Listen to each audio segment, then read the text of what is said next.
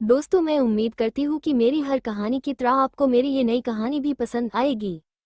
CH1 married to heartless man, 6 feet height, रंग गोरा, भूरी आंखें, उम्र 25 साल, परफेक्ट बॉडी, किलर लुक, चेहरे पर कातिलाना स्माइल जो किसी भी लड़की को 1 मिनट में पागल बना दे। मुस्कुराने में कोई कंजूसी नहीं, लेकिन दिल नहीं है उसके सीने में। शिवाय रघुवंशी। शिवाय रघुवंशी सोफे पर बैठा हुआ था। शिवाय के पीछे उसका मेन बॉडीगार्ड राजवीर खड़ा था। राजवीर की उम्र लगभग 27 साल, रंग गेहुआ, चेहरे पर कोई इमोशंस नहीं, दिखने में Bollywood hero. Height 6 foot 1 inch, शिवाय के एक इशारे पर जान देने के लिए भी तैयार। शिवाय सोफे पर बैठा था, उसके हाथ में उसकी गन थी। शिवाय ने अपने जेब से रुमाल निकाला, गन साफ करने लगा। शिवाय ने गन साफ करते हुए राजवीर को देखा और बोला, यार तुम लोगों को कितनी बार कहा है, इसे अच्छे से साफ किया करो, क्या पता किसको मारना पड़ जाए और एक तुम हो कि इसे साफ ही नहीं करते। राजीव ने बिना किसी भाव से कहा, सॉरी सर, नेक्स्ट टाइम ध्यान रखूंगा। शिवाय के सामने एक 40 साल का आदमी बैठा हुआ था, जिसे रस्सियों से बांधा हुआ था, जो शिवाय को देखकर बहुत ज्यादा डर रहा था। शिवाय ने उसे गन पॉइंट करते हुए कहा, हाँ तो बताइए बलराज साहब, उस दिन गाड़ी कौन चला रहा था? बलराज ने डरते हुए कहा, मैं सच कह रहा हूँ एसआर, मैं नहीं जानता। शिवाय ने अपनी गन से अपने सर पर खुजाते हुए कहा, यार यह जो तुम वफादार नौकर होते हो ना, इनसे मुझे बड़ी चिढ़ है। मर जाएंगे लेकिन सच नहीं बताएंगे। चलो वैसे भी मैंने गन अभी अभी साफ की है, तुम्हें मार ही देता हूँ। इतना कहकर शिवाय ने गन बलराज के पैरों पर चला दी। बलराज की चीख निकल गई। शिवाय ने कहा, निशाना चूक गया बलराज साहब, वरना गोली सीधा पैर पर लगती। अब आप मुझे बताएंगे कि उस दिन गाड़ी कौन चला रहा था, या मैं दोबारा निशाना लगाऊं? बलराज ने डरते हुए कहा, माफ कर दीजिए उसे, बच्चा है वो, 24 साल का ही तो है, उसे नहीं पता उसने किसका एक्सीडेंट किया है। मैं आपके हाथ जोड़ता हूँ, उसे माफ कर दीजिए। शिवाय ने बलराज को पॉइंट करते हुए कहा, बलराज साहब इतना टाइम नहीं है मेरे पास कि मैं आपका गिड़गिड़ाना सुनूं और फिर आप पर गोली चला दूं, या तो मुझे उसका नाम बता दीजिए या फिर आखिरी बार राम का नाम ले लीजिए। बलराज ने डरते हुए कहा, शौर्य राजपूत ही उस दिन गाड़ी चला रहे थे। मैंने उन्हें गाड़ी चलाने के लिए बहुत मना किया लेकिन वो नहीं माने। उन्होंने थोड़ी पी रखी थी, गाड़ी का बैलेंस बिगड़ गया और गाड़ी आपकी गाड़ी से जा टकराई। उसके बाद तो आप सब जानते ही हैं। शिवाय ने गुस्से में कहा, हाँ जानता हूँ, उसके बाद मेरी जिंदगी बर्बाद हो गई, उसके बाद मेरा परिवार बिखर गया, उसके बाद मैं ऐसा बन गया। शौर्य राजपूत को मैं नहीं छोड़ूंगा, पताल में से भी ढूंढ कर मार दूंगा। बलराज ने हाथ जोड़ते हुए कहा, एसआर मैं जा सकता हूँ? शिवाय ने राजवीर की तरफ इशारा किया और राजवीर ने बलराज के हाथ खोल दिए। बलराज डरते हुए शिवाय के मेंशन से जाने लगा। शिवाय ने पीछे से आवाज देकर कहा, बलराज साहब याद रखना, अगर मुझे पता चला कि यह इन्फॉर्मेशन गलत है तो तुम्हें गोली मारते हुए मेरा निशाना बिल्कुल नहीं चुकेगा।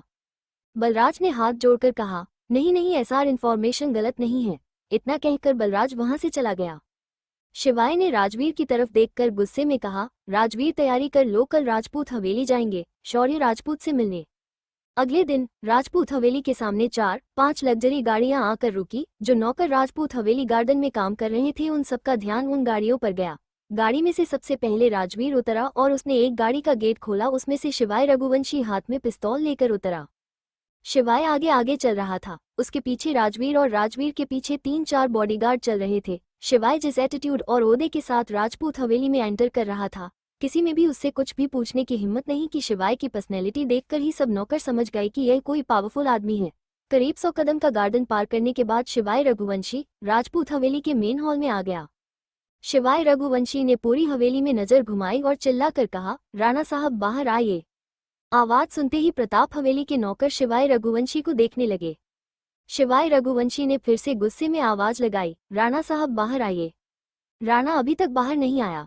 तभी हवेली के बाहर से 17-18 साल की लड़की आई। शिवाय रघुवंशी का ध्यान उस लड़की पर गया। शिवाय की नजर उस लड़की पर ही ठहर गई।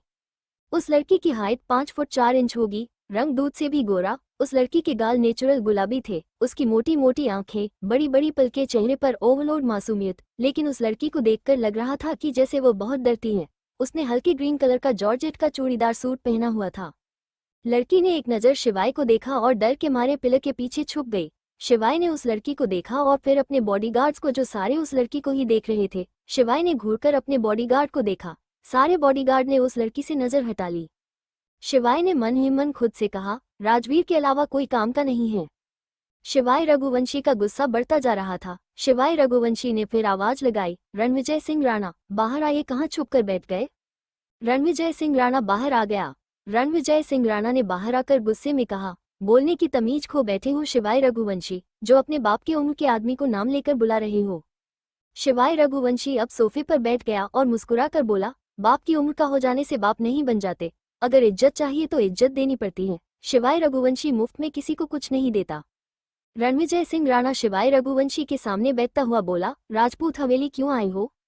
शिवाय रघुवंशी ने मुस्कुराते हुए कहा, जानता हूँ तुम्हारे घर में एक जवान बेटी है और मेरे 2 भाई भी हैं जो बहुत स्मार्ट हैं, लेकिन मैं उनका रिश्ता लेकर नहीं आया हूँ। रणविजय सिंह राणा ने गुस्से में कहा, तुम जैसों के घर मैं अपनी बेटी दूंगा भी नहीं। शिवाय ने पिलर के पीछे छुपी हुई लड़की को देखकर कहा, ऐसी डरपोक लड़की को शिवाय रघुवंशी लेकर भी नहीं जाएगा। मुझे तो आपका बेटा चाहिए, शौर्य राजपूत, उसे मेरे हवाले कर दो। रणविजय सिंह राणा उठकर गुस्से में बोला, तुम्हें लगता है कि मैं तुम्हारी धमकी से डर जाऊंगा और शौर्य तो तुम्हारे हवाले कर दूंगा? वो मेरा बेटा है और मैं अपने बेटे को तुम जैसे भेड़िए के हवाले ही करूंगा। शिवाय रघुवंशी ने हंसते हुए कहा, तुम्हारा बेटा? मैंने तो सुना है वो शारदा और सोमदत्त राजपूत का बेटा है। तुम तो उन दोनों भाई बहन के फूफा जी हो, जिसने इन दोनों भाई बहन को पाला है। नौकर से ज्यादा हैसियत नहीं है तुम्हारी इस हवेली में। राणा ने गुस्से में कहा, शिवाय रघुवंशी जुबान पर लगाम लगाओ।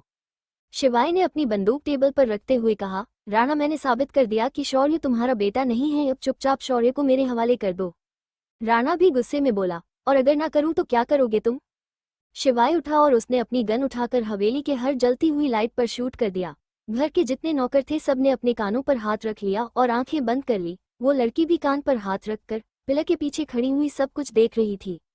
शिवाय ने सारी लाइट से शूट करने के बाद कहा, राणा ये गोली तुम्हारे सीने में भी उतर सकती थी, इसलिए कह रहा हूँ कल शाम तक शौर्य को मेरे मेंशन भेज देना, वरना अगर मैं कल हवेली आ गया तो चिता को अग्नि देने के लिए भी कोई नहीं बचेगा। शिवाय रघुवंशी पलटकर जाने लगा तो राणा ने थोड़ा नर्म लहजे में कहा, शिवाय रघुवंशी, शौर्य इस हवेली का इकलौता वारिस है। शिवाय रुक गया और वापस आकर मुस्कुरा कर बोला, हाँ ये तो है, इंडिया में ये बहुत बड़ी प्रॉब्लम है। एकलौता लड़का, उसे बचा कर रखो, उसे चोट नहीं आनी चाहिए, वो वंश चलाएगा। चलिए राणा, मैं आपको एक कंसेशन दे देता हूँ। आपके 2 बच्चे हैं ना, दोनों में से किसी एक को रघुवंशी मेंशन भेज देना, इससे ज्यादा मैं आपके लिए कुछ नहीं कर सकता। इतना कहकर शिवाय रघुवंशी राजपूत हवेली से चला गया।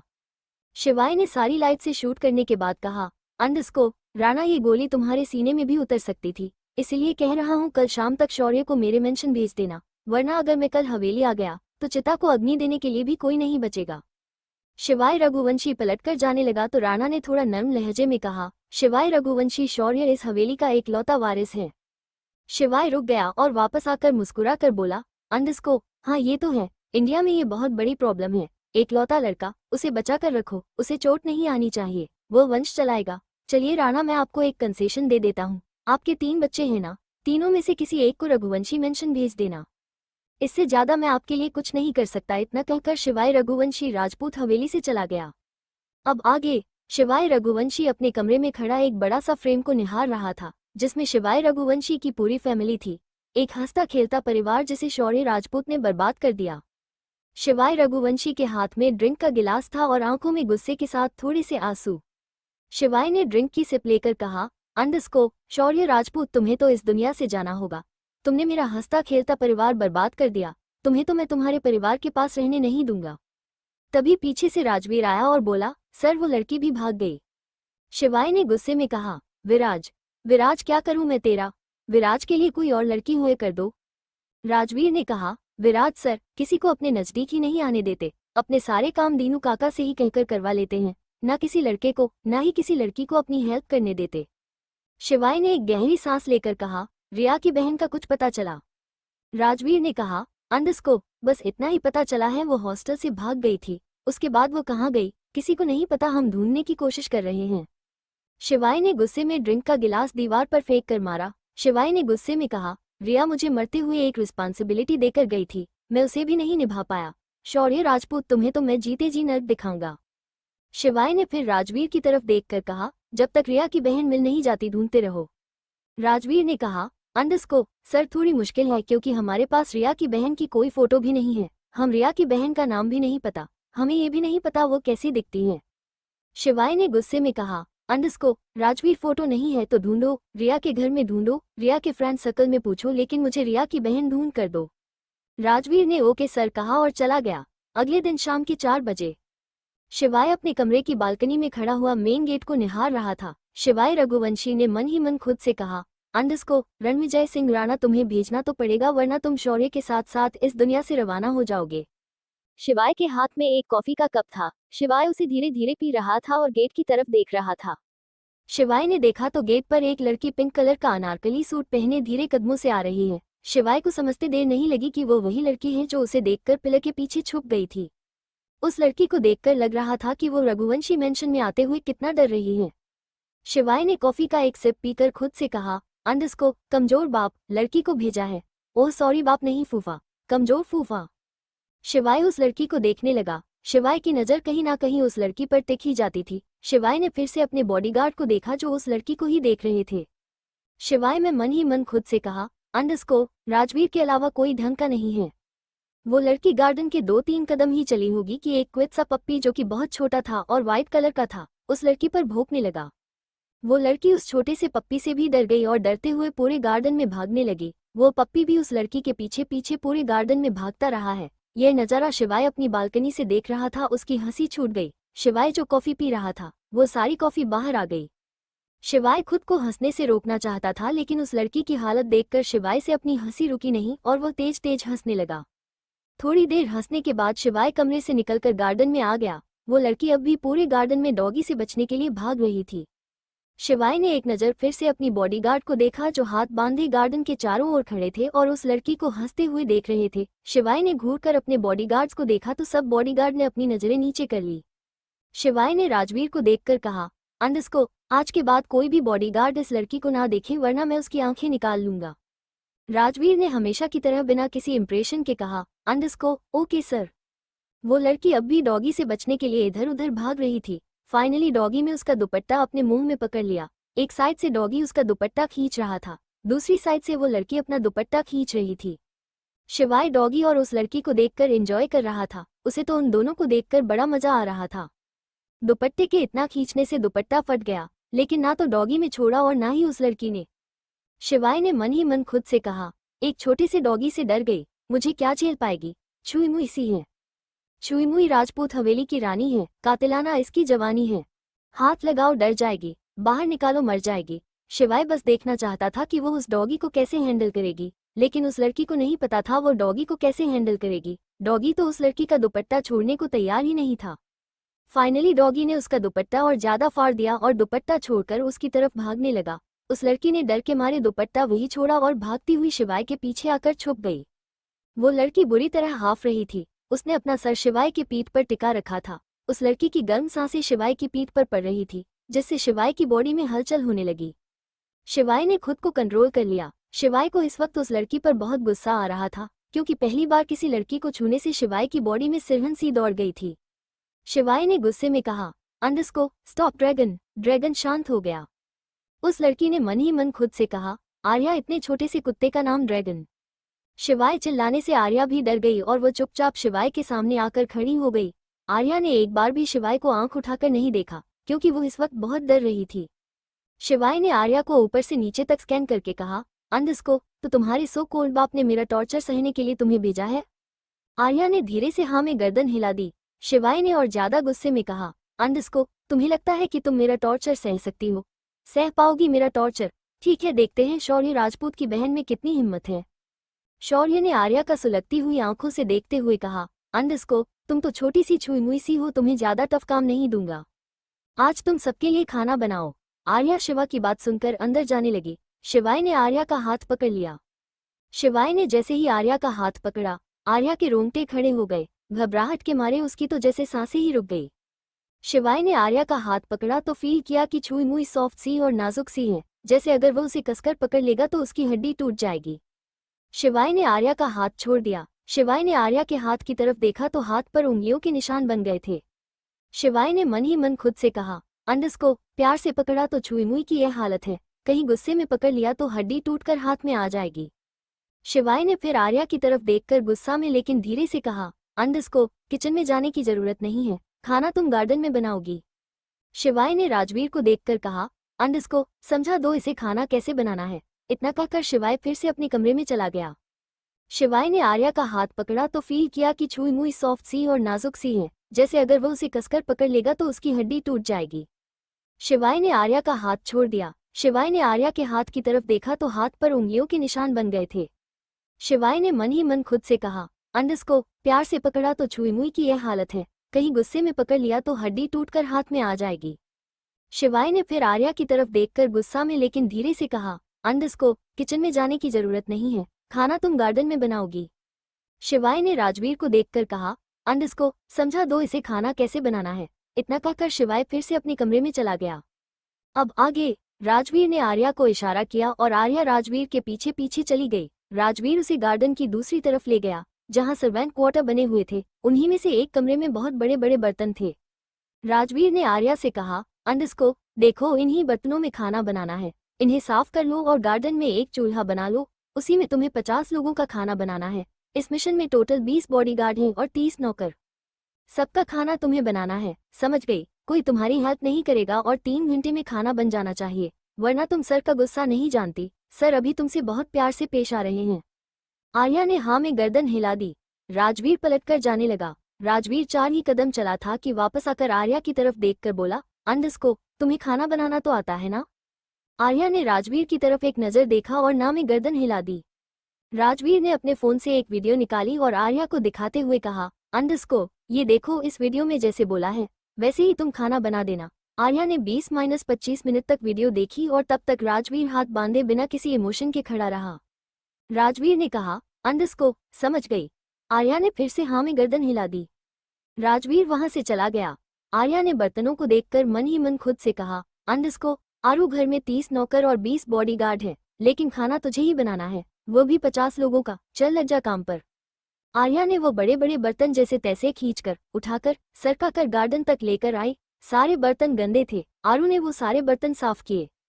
बर्तन साफ करते हुए जो आर्या की हालत थी, उस हालत को देखकर किसी को भी आरू पर प्यार आ जाएगा। शिवाय रघुवंशी बालकनी में खड़ा हुआ आर्या को देख रहा था। आर्या को देखकर शिवाय के दिल में बिल्कुल भी तरस पैदा नहीं हुआ, बल्कि वह तो सोच रहा था कि यह छुई मुई टास्क कंप्लीट कैसे करेगी। आर्या ने सारे बर्तन साफ करके एक साइड में रखे और ईंट का चूल्हा बना दिया। खाना बनाने में जिस जिस सामान की जरूरत थी, राजवीर ने नौकरों से कहकर सारा सामान गार्डन में रखवा दिया था। आर्या ने फिर सब्जी उठाई और उसे काटना शुरू किया। सब्जी काटते हुए आर्या के हाथ में बहुत सारे कट लग गए, लेकिन वो रुकी नहीं, बस वो किसी तरह खाना बनाने लगी। शिवाय उसे बालकनी से देख रहा था। शिवाय के मन में उसके लिए थोड़ा भी प्यार नहीं पनपा, बल्कि उसे देखकर शिवाय को हंसी आ रही थी। शिवाय ने मन ही मन खुद से कहा, अंडस को देखता हूँ ये छुई मुई तब तक टिकती है। आर्या ने जैसे तैसे चूल्हा जलाया। आर्या से चूल्हा जल नहीं रहा था, लेकिन फिर भी वो चूल्हे में कभी फूंक मारती कभी हवा करती, पर उसने चूल्हा जला दिया। आर्या के आंखों से धुएं की वजह से पानी आने लगा। बड़े बड़े भिगोने जो उससे अकेली से उठ भी नहीं रहे थे, उसने जैसे तैसे करके चूल्हे पर रखा। आर्या ने भिगोने में तेल डाला। थोड़ी देर बाद आर्या ने तेल गर्म होने का वेट किया और एक कटोरी प्याज उसमें डाल दी। प्याज डालने से भिगोने में चर चर की आवाज आई तो आर्या डर गई और वो भिगोने से 10-12 कदम पीछे हट गई। शिवाय उसे बालकनी से देख रहा था। न चाहते हुए भी उसकी हंसी छूट गई। करीब 3 घंटा स्ट्रगल करने के बाद आर्या ने खाना बना दिया। आर्या को उस वक्त कोई भी देखता तो उसे गोद में उठाकर बहुत प्यार करता, क्योंकि आर्या बुरी तरह थक गई थी। चेहरे पर थकावट साफ नजर आ रही थी। शरीर का जो हिस्सा दिख रहा था उस पर हल्के हल्के काले निशान साफ नजर आ रहे थे, जो उसकी खूबसूरती को और बढ़ा रहे थे। आर्या को देखकर साफ नजर आ रहा था कि अगर उसने 10-15 मिनट काम और किया तो चक्कर खाकर वहीं बेहोश हो जाएगी, लेकिन वो जैसे तैसे अब भी होश में काम कर रही थी। आर्या ने काम करके राजवीर की तरफ देखा। राजवीर देख रहा था कि आर्या पिछले 3-3.5 घंटे से कितनी मेहनत करके खाना बना रही थी। राजवीर ने कहा, अंडस को थोड़ी देर बैठकर रेस्ट कर लो। आर्या ने बहुत मासूम से बच्चे की तरह हाँ में गर्दन हिलाई और गार्डन में पड़े हुए बेंच पर बैठ गई। आर्या बुरी तरह थकी हुई थी, इसलिए बैठते ही 2-3 सेकंड में सो गई। शिवाय रघुवंशी पिछले 4 घंटे से आर्या को बालकनी से देख रहा था। शिवाय बालकनी से नीचे उतर कर आया। उसने राजवीर को देखकर कहा, अंडस को उठाओ इसे। राजवीर ने आज तक शिवाय का कोई भी ऑर्डर मना नहीं किया था, लेकिन आज उसका मन था कि वो कह दे कि सर आर्या को सोने दीजिए, वो पिछले 4 घंटे से बहुत मेहनत कर रही है। राजवीर हाथ बांधे खड़ा रहा। शिवाय ने फिर थोड़ा गुस्से में कहा, अंडस को राजवीर सुनना बंद हो गया है, उठाओ इस छुई मुई को। राजीव उस बेंच पर आया जहां आर्या सो रही थी। आर्या सोते हुए कितनी प्यारी और मासूम लग रही थी। कोई भी उसे देख ले तो उसकी हिम्मत ना हो उसे जगाने की, बल्कि उसे बड़े प्यार से गोद में उठाकर बेड पर लेटा दे ताकि वो बेड पर आराम से सो सके। राजवीर ने अपने मोबाइल में कुछ चेक किया और फिर हिम्मत करते हुए आर्या के पैरों पर हाथ लगाकर बोला, अंडरस्को आर्या उठो, उठो आर्या, उठो, देखो सर तुम्हें बुला रहे हैं। लेकिन आर्या तो गधे घोड़े बेचकर सोई थी, वो उठी नहीं रही थी। राजवीर एक बार शिवाय को देखता और फिर उसे उठाने की कोशिश करता। राजवीर ने फिर कहा, अंडरस्को लिटिल गर्ल उठो, लिटिल गर्ल उठो, लेकिन आर्या तो बहुत गहरी नींद में सो रही थी। शिवाय का गुस्सा बढ़ता जा रहा था। शिवाय ने कहा, अंडरस्को अगर राजवीर तुम इसे इतनी प्यार से जगाओगे तो पूरी रात इसे जगा नहीं सकते। शिवाय आर्या के पास गया और उसकी बाजू पकड़कर उठाते हुए बोला, अंडरस्को ए सुनो, उठो, जंग लड़कर नहीं आई हो जो इतना सो रही हो। आर्या ने बड़ी मुश्किल से आंखें खोली और पप्पी सा फेस बनाकर शिवाय को देखा, जैसे कह रही हो प्लीज सोने दीजिए। शिवाय ने अपनी सुलगती हुई आंखों से कहा, अंडरस्को कहा ना उठो। आर्या बेंच से खड़ी हो गई। शिवाय ने कहा, अंडरस्को खाना बना दिया, इसे सर्व कौन करेगा? तुम्हारा सो कॉल्ड बाप रणविजय सिंह राणा, जल्दी से सबको खाना सर्व करो। आर्या ने हाँ में गर्दन हिलाई और खाना सर्व करने की तैयारी करने लगी। घर के सारे नौकर और सारे बाउंसर गार्डन में चेयर टेबल पर बैठ गए थे। आर्या धीरे धीरे सबको खाना सर्व कर रही थी। आर्या ने पहली बार खाना बनाया था तो बहुत ज्यादा अच्छा नहीं बना था। आर्या से बस एवरेज खाना बना था। राजवीर भी एक प्लेट में खाना लेकर खा रहा था। सब बैठकर खा रहे थे लेकिन राजवीर खड़ा होकर खा रहा था। राजवीर ने जैसा ही पहला बाइट खाया वो समझ गया कि आर्या को खाना बनाना नहीं आता। राजवीर ने बाउंसर को देखा तो सब मुंह बना बना कर खा रहे थे। राजवीर ने एक बार सारे नौकर और सारे बाउंसर को आंखें दिखाई तो सब चुपचाप खाना खाने। किसी भी बॉडीगार्ड या नौकर ने खाने में कोई कमी नहीं निकाली और सब बिना किसी शिकायत के खाना खा रहे थे। लेकिन 2 बॉडीगार्ड थे जिन्हें खाना बिल्कुल भी अच्छा नहीं लग रहा था, लेकिन उनकी नज़र बस आर्या पर ही थी। उन 2 बॉडीगार्ड में से एक ने कहा, अंडरस्को लड़की नमक लेकर आओ, इसमें नमक कम है। राजवीर ने उसे सुलगती हुई आंखों से देखा लेकिन उस बॉडीगार्ड ने राजवीर को इग्नोर कर दिया। आर्या नमक की डब्बी लेकर उस बॉडीगार्ड के पास गई। उस बॉडीगार्ड ने इशारों में कहा, अंडरस्को इसमें डाल दो। आर्या हल्का हल्का नमक कटोरी में डालने लगी तो उस बॉडीगार्ड की नीयत खराब हो गई और उसने आर्या का हाथ पकड़ लिया। आर्या एकदम से डर गई। आर्या अपना हाथ छुड़ाना चाहती थी लेकिन उस बॉडीगार्ड ने आर्या का हाथ नहीं छोड़ा। दूसरी बॉडीगार्ड ने कहा, अंडरस्को छोड़ दे, सर ने राजवीर को वार्न किया है कि अगर कोई भी बॉडीगार्ड इस लड़की को आंख उठाकर देखेगा तो उसकी आंखें निकाल देंगे, छोड़ दे इसे, रात को देखेंगे। उस बॉडीगार्ड ने आर्या का हाथ छोड़ दिया। किसी भी बॉडीगार्ड या नौकर ने खाने में कोई कमी नहीं निकाली और सब बिना किसी शिकायत के खाना खा रहे थे। लेकिन 2 बॉडीगार्ड थे जिन्हें खाना बिल्कुल भी अच्छा नहीं लग रहा था, पर उनकी नज़र बस आर्या पर ही थी। उन 2 बॉडीगार्ड में से एक ने कहा, अंडरस्को लड़की नमक लेकर आओ, इसमें नमक कम है। राजवीर ने उसे सुलगती हुई आंखों से देखा लेकिन उस बॉडीगार्ड ने राजवीर को इग्नोर कर दिया। आर्या नमक की डब्बी लेकर उस बॉडीगार्ड के पास गई। उस बॉडीगार्ड ने इशारों में कहा, अंडरस्को इसमें डाल दो। आर्या हल्का हल्का नमक कटोरी में डालने लगी तो उस बॉडीगार्ड की नीयत खराब हो गई और उसने आर्या का हाथ पकड़ लिया। आर्या एकदम से डर गई। आर्या अपना हाथ छुड़ाना चाहती थी लेकिन उस बॉडीगार्ड ने आर्या का हाथ नहीं छोड़ा। दूसरी बॉडीगार्ड ने कहा, अंडरस्को छोड़ दे, सर ने राजवीर को वार्न किया है कि अगर कोई भी बॉडीगार्ड इस लड़की को आंख उठाकर देखेगा तो उसकी आंखें निकाल देंगे, छोड़ दे इसे, रात को देखेंगे। उस बॉडीगार्ड ने आर्या का हाथ छोड़ दिया। अब आगे आर्या का हाथ जब बॉडीगार्ड ने पकड़ा तो राजवीर ने नहीं देखा क्योंकि राजवीर का फोन वाइब्रेट हो रहा था। वो अपना फोन लेकर गार्डन की दूसरी साइड चला गया। सबको खाना सर्व करने के बाद आर्या साइड में खड़ी हो गई। शिवाय जो किसी से फोन पर बातें करते हुए गार्डन में चक्कर लगा रहा था, फोन कट करने के बाद उसकी नजर आर्या पर गई। शिवाय आर्या के सामने आकर खड़ा हो गया। शिवाय आर्या को गुस्से से देख रहा था। आर्या ने एक नजर शिवाय को देखा फिर चुपचाप नजर झुकाकर खड़ी रही। शिवाय ने आर्या को देखकर कहा, अंडरस्को अब मुझे भी सर्व कर दो, मैं अपने कमरे में जा रहा हूँ, खाना वहीं ले आना। आर्या ने हाँ में गर्दन हिलाई और एक प्लेट ली और उसमें खाना सर्व कर दिया। आर्या जैसे ही मेंशन के अंदर जाने लगी राजवीर ने उसे रोकते हुए कहा, लिटिल गर्ल रुको, मेरे पास आओ। आर्या खाने की प्लेट लेकर राजवीर के पास चली गई। राजवीर ने सब्जी में थोड़ा सा नमक ऐड किया, रायता में थोड़ी प्याज काट कर डाली, सलाद में थोड़ा नींबू निचोड़ दिया। राजवीर ने फिर बिना किसी इमोशंस के कहा, लिटिल गर्ल अब जाओ। आर्या ने हाँ में गर्दन हिला दी और मेंशन के अंदर चली। आर्या को नहीं पता था शिवाय रघुवंशी का कमरा कौन सा है। मेंशन बहुत बड़ा था। आर्या हॉल में खड़ी होकर बस मेंशन को ही देख रही थी। राजपूत हवेली से 5 गुना बड़ा था रघुवंशी मेंशन। आर्या मन ही मन सोच रही थी कि शिवाय रघुवंशी का कमरा कौन सा होगा। तभी उसके कानों में जोरदार आवाज पड़ी, ए छुई मुई यहाँ खड़ा हूँ मैं, यहाँ है मेरा कमरा। आर्या ने फिर से पूरे मेंशन में नजर घुमाई तो उसे लेफ्ट साइड में ऊपर की तरफ शिवाय रघुवंशी दिखाई दिया। आर्या ने सीढ़ियां ढूंढने लगी, उसे तो हॉल में कहीं भी सीढ़ियां नजर नहीं आ रही थी। शिवाय ने ऊपर से कहा, सीढ़ियां बैक साइड में हैं, यहाँ लिफ्ट है, वो देखो उस तरफ लिफ्ट में जाओ और फर्स्ट फ्लोर का बटन प्रेस करो।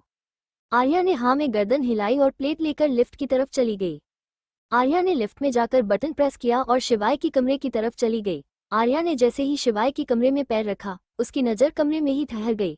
कमरा बहुत बड़ा था, बहुत सुंदर, हर चीज तरीके से रखी हुई थी। पूरे कमरे में नेवी ब्लू और व्हाइट कलर के कॉम्बिनेशन से पेंट किया हुआ था जो बहुत ही डिसेंट लुक दे रहा था। आर्या तो बहुत देर तक कमरा ही देखती रही।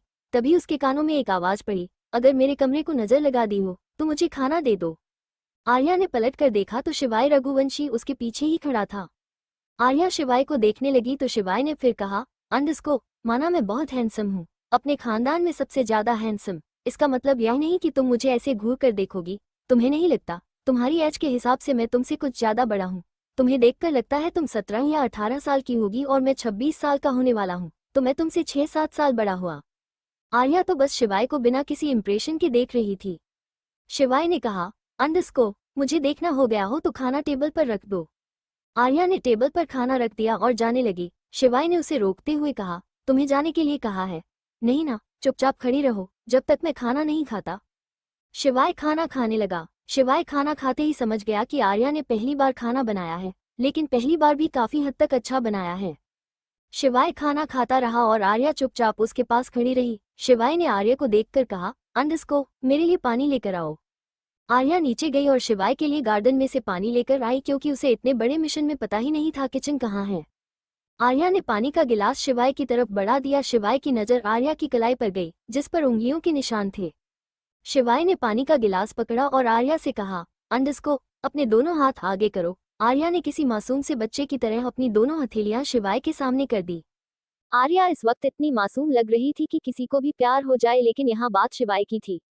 शिवाय ने नोटिस किया कि आर्या के दोनों हाथों पर उंगलियों के निशान हैं। शिवाय को याद आया कि उसने तो छुई मुई का लेफ्ट हाथ पकड़ा था, तो राइट हाथ पर किसके उंगलियों के निशान हैं? शिवाय ने मन ही मन गुस्से में खुद से कहा, अंडस्को, इस मिशन में किसकी इतनी हिम्मत हो गई कि इस लड़की का हाथ पकड़ ले? शिवाय ने आर्या से कहा, जाओ यहाँ से, गार्डन को साफ करो। आर्या शिवाय की बात सुनकर चुपचाप गार्डन में आ गई। आर्या गार्डन को साफ करने लगी। बहुत सारे नौकर खाना खाकर जा चुके थे और कुछ बॉडीगार्ड भी जा चुके थे। जिन 2 बॉडीगार्ड ने आर्या का हाथ पकड़ा था, वो 2 बॉडीगार्ड गार्डन में ही खड़े थे, जो आर्या को काम करते हुए देख रहे थे और आपस में बात कर हंस रहे थे। शिवाय अपनी बालकनी से दोनों बॉडीगार्ड को देख रहा था और आर्या को भी। शिवाय ने एक नज़र राजवीर को देखा जो आर्या के सामने ही हाथ बांधे खड़ा था, लेकिन उसकी नज़र आर्या पर नहीं थी।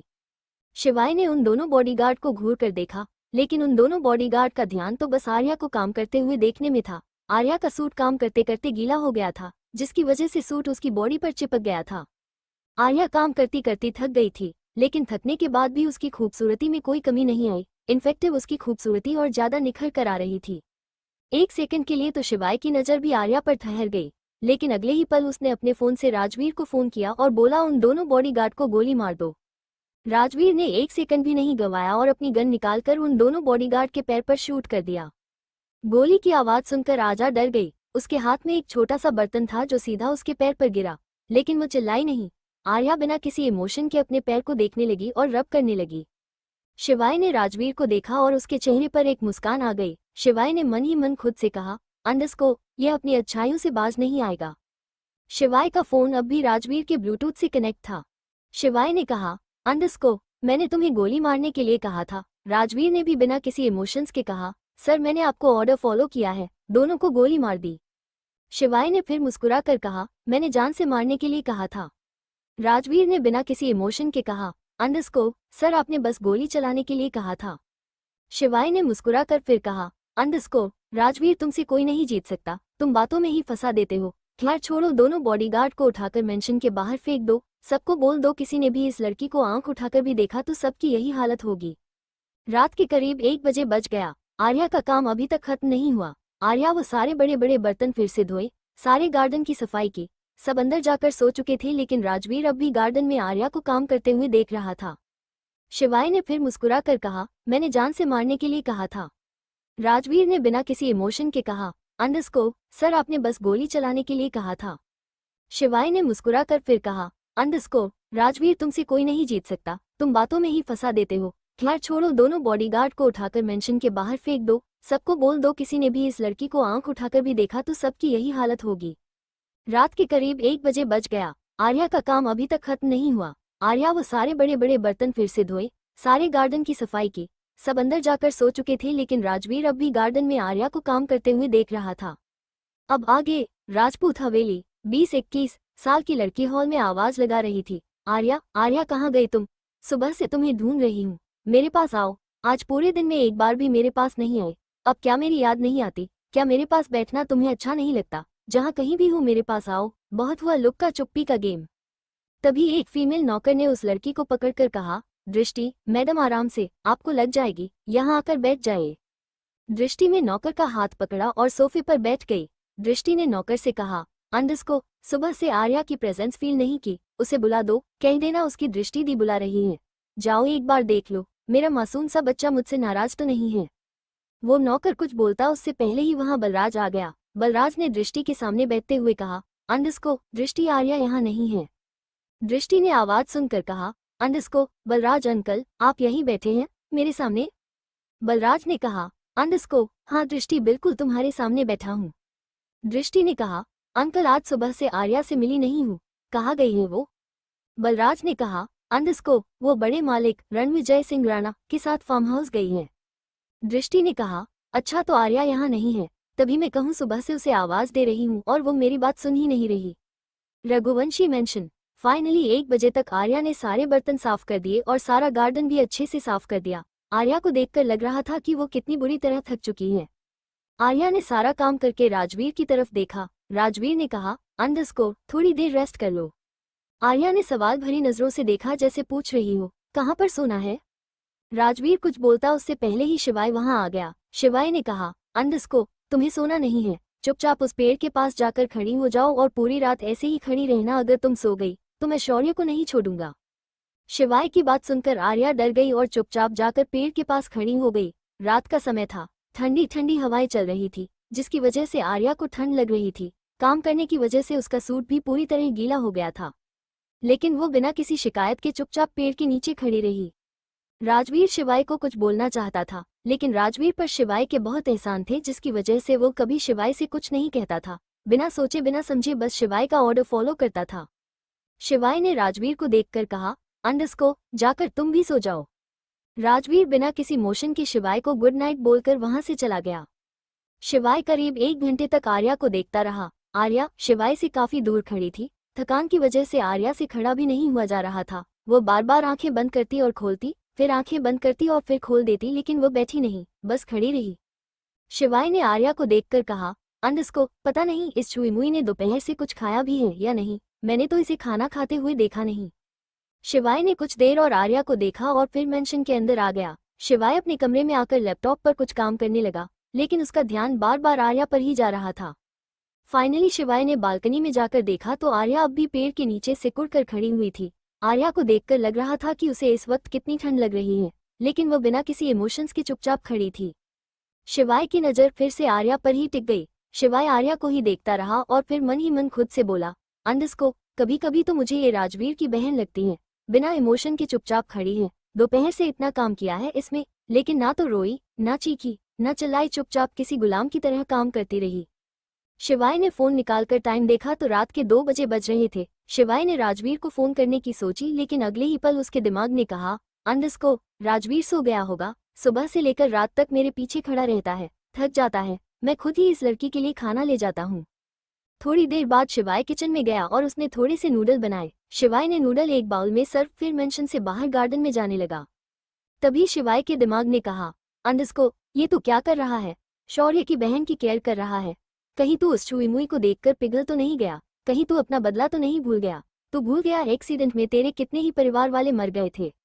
अपने दिमाग की बात सुनकर शिवाय रुक गया और वापस जाने लगा।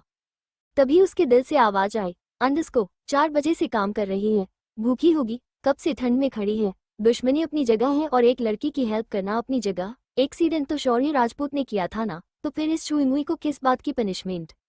अपने दिल की बात सुनकर शिवाय फिर से गार्डन में जाने लगा।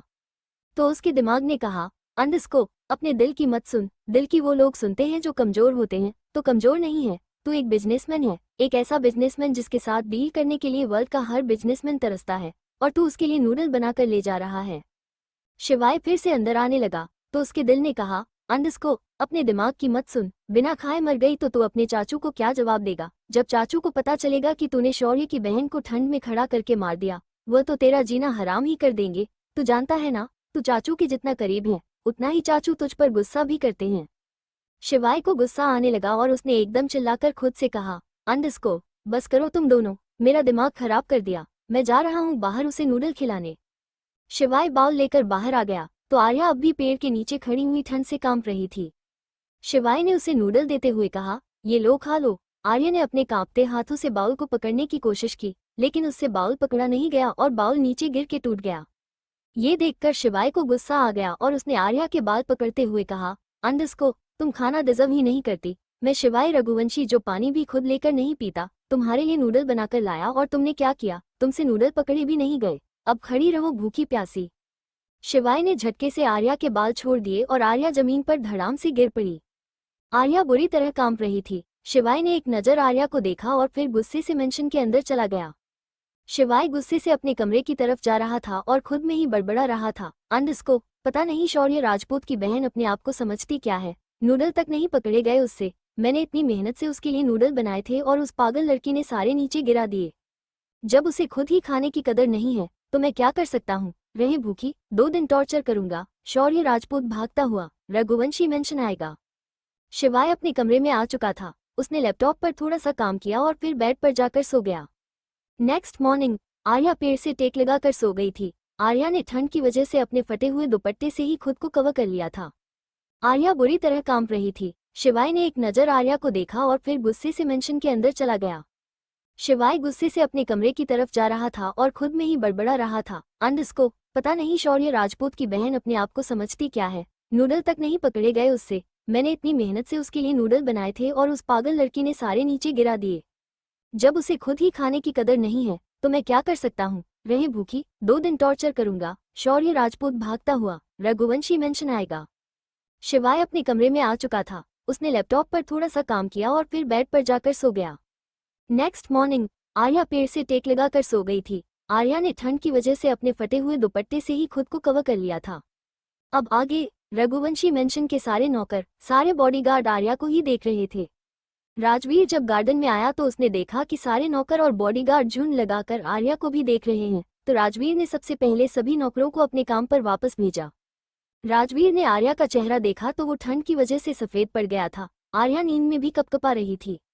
राजवीर को समझ नहीं आ रहा था कि वो आर्या की हेल्प कैसे करे। राजवीर को आर्या की ऐसी हालत देखकर बुरा लगता था, क्योंकि कहीं ना कहीं आर्या ने एक ही दिन में राजवीर के दिल में अपने लिए जगह बना ली थी। राजवीर अपनी सोच में ही डूबा था। तभी आर्या के ऊपर बहुत सारा पानी गिरा। राजवीर ने पलट कर देखा तो शिवाय पानी का पाइप लेकर आर्या के मुंह पर डाल रहा था। अपने मुंह पर इतना सारा पानी लगने से आर्या हड़बड़ा कर उठ गई। आर्या के उठते ही शिवाय ने पाइप साइड में फेंका और बहुत आराम से कहा, अंधस्को, मल्लिका राजपूत हवेली, अगर आपकी नींद खुल गई हो तो सबके लिए खाना बना दो। आर्या को देखकर लग रहा था कि वो कितनी थकी हुई है और उसे आराम की सख्त जरूरत है। आर्या बिना किसी इमोशंस के उठ गई और अपनी आंखें साफ करके हाँ में गर्दन हिला दी। आर्या फिर से अपने काम पर लग गई। राजवीर को इस वक्त आर्या पर बहुत तरस आ रहा था। राजवीर कितने ही सालों से शिवाय रघुवंशी के साथ काम कर रहा था, लेकिन उसने आज तक किसी के लिए तरस नहीं खाया था। आर्या पहली लड़की थी जिसे देखकर राजवीर को शिवाय का डिसीजन गलत लग रहा था। सलाह देने का हक शिवाय रघुवंशी ने राजवीर को कभी दिया ही नहीं था। शिवाय अपनी कॉफी लेकर गार्डन में बैठ गया और आर्या को निहारने लगा। आर्या फिर से बड़े बड़े बर्तनों में खाना बनाने की तैयारी कर रही थी। राजवीर शिवाय के पीछे ही खड़ा था। शिवाय ने कहा, अंधस्को, राजवीर, इस लड़की के जितनी भी वीडियो बनाई है वो सारी शौर्य राजपूत को भेज दो। मुझे नहीं लगता ये लड़की आज टिक पाएगी। राजवीर ने कहा, अंधस्को, ओके सर। राजवीर ने अपना फोन निकाला और उसमें आर्या की जितनी भी वीडियो थी जिसमें वो खाना बना रही थी वो सारी वीडियो शौर्य को भेज दी। आर्या ने फिर से सबके लिए खाना बनाया, फिर सबको खाना परोसा। फाइनली सारा काम करने के बाद आर्या फिर से राजवीर के सामने खड़ी हो गई। राजवीर ने कहा, अंधस्को, थोड़ा रेस्ट कर लो। राजवीर ने एक सर्वेंट क्वार्टर की तरफ इशारा करते हुए कहा, अंधस्को, वहां चली जाओ और वहां सो जाना। दोपहर के करीब 2 बजे बज गए थे। आर्या ने राजवीर के सामने हाँ में गर्दन हिलाई और सर्वेंट क्वार्टर की तरफ चली गई। आर्या ने जैसे ही सर्वेंट क्वार्टर खोला, आर्या को बहुत बुरी स्मेल आई। आर्या ने बिना किसी मोशन के देखा तो सर्वेंट क्वार्टर बहुत गंदा पड़ा हुआ था। आर्या फिर से काम में लग गई। उसने धीरे धीरे सारा सर्वेंट क्वार्टर साफ किया। करीब 2 घंटे तक आर्या सर्वेंट क्वार्टर को ही साफ करती रही। फाइनली 4 बजे तक आर्या ने क्वार्टर को सोने लायक बना दिया। राजवीर आर्या को काम करते हुए देख रहा था। चाहते हुए भी वो आर्या की हेल्प नहीं कर सकता था। तभी एक फीमेल सर्वेंट कुछ कपड़े लेकर बाहर जाने लगी। राजवीर ने उस फीमेल सर्वेंट से पूछा, अंडरस्को, ये कपड़े किसके हैं? फीमेल सर्वेंट ने कहा, अंडरस्को, ये सारे कपड़े शिवाय सर के हैं, उन्होंने ये सब फेंकने के लिए कहा है। राजवीर ने कपड़े देखे तो काफी अच्छे थे। राजवीर ने कहा, अंडरस्को, ये कपड़े उस लड़की को दे दो, उसके पास पहनने के लिए कुछ नहीं है। फीमेल सर्वेंट में हाँ में गर्दन हिलाई और कपड़े लेकर आर्या के पास चली गई। फीमेल सर्वेंट ने आर्या को कपड़े देते हुए कहा, अंडरस्को, ये लो कपड़े बदल लो, राजवीर सर ने भेजे हैं। आर्या ने फीमेल सर्वेंट से कपड़े ले लिए और अपने क्वार्टर में जाकर फ्रेश हो गई।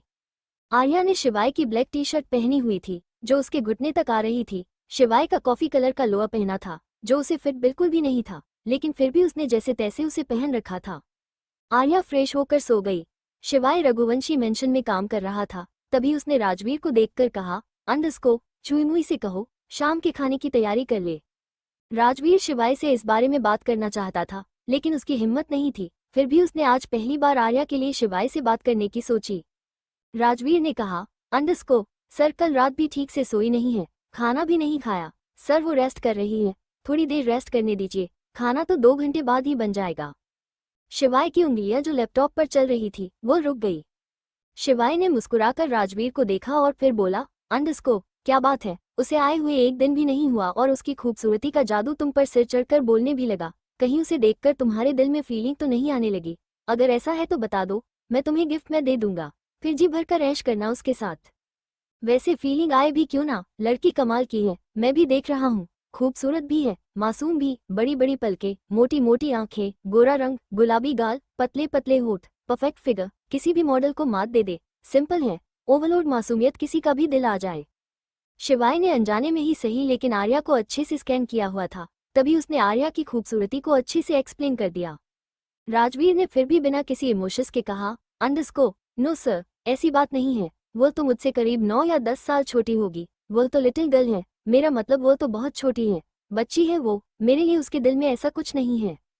शिवाय ने कहा, अंडरस्को, अगर ऐसी बात नहीं है तो जाकर उठाओ उसे, सबके लिए खाना बना देगी।